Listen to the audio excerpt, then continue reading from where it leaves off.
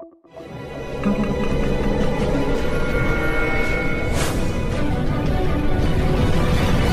Piala Asia Qatar, Indonesia harus mengakui keunggulan Australia di 16 besar dengan skor 4-0. Akan tetapi, banyak pihak meyakini jika hasil tersebut bukan menjadi patokan kalau tim Kangguru bakal bisa menang mudah di GBK. Sebab bagaimanapun, skuad Indonesia udah banyak berubah dan keberhasilan tim Garuda menahan Arab 1-1 di kandang menjadi bukti nyata.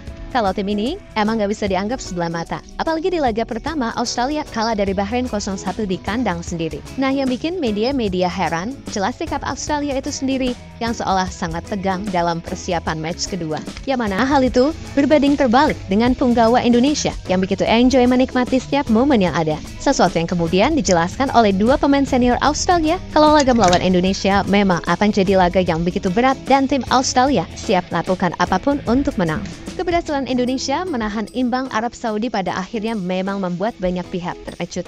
Sebab di laga tersebut sama sekali nggak ada perbedaan mencolok secara permainan walaupun secara ranking jauh. Bahkan banyak pula yang sepakat kalau Indonesia bermain lebih baik dari Arab yang tampak frustasi di kandang sendiri. Sesuatu yang kemudian menjadikan Indonesia makin disorot oleh media-media asing lantaran progres tim ini dianggap yang paling menarik. Berisikan skuad yang mayoritas usianya 23 tahunan, membuat tim ini jadi tim termuda yang begitu sensasional. Apalagi saat melawan Arab, Indonesia berhasil membuat pelatih sekaliber Roberto Mancini nguntap-nguntap sepanjang laga. Karena ia memang gak ada yang nyangka, tim yang di awal-awal diprediksi bakal dibantai dan cuma sekedar tim Korea di grup C, nyatanya mampu memberikan suguhan permainan yang di luar prediksi.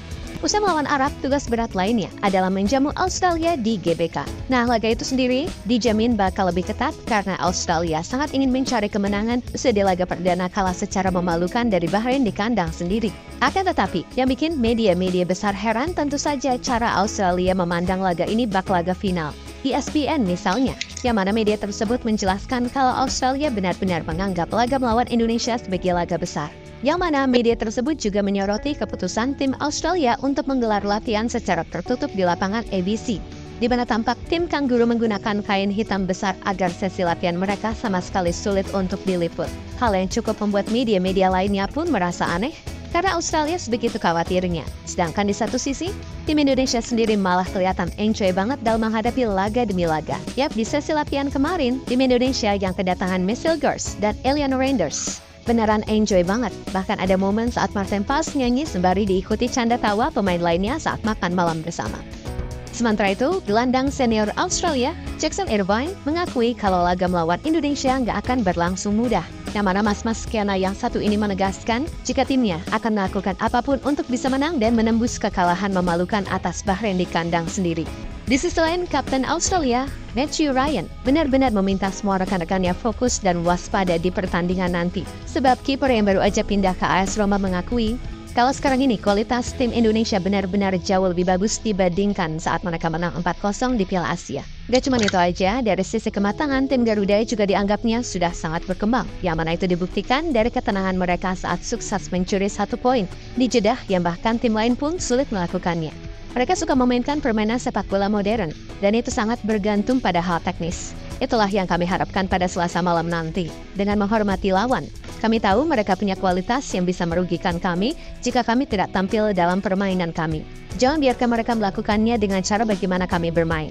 Kami hanya perlu fokus pada diri sendiri dan apa yang perlu kami lakukan. Kami yakin sebagai tim, kami bisa bangkit dari hasil yang didapat malam itu dan mengambil langkah-langkah positif menuju kualifikasi ini. Ya, berkaca dari ucapan dua punggawa Australia tadi, memang ada benarnya.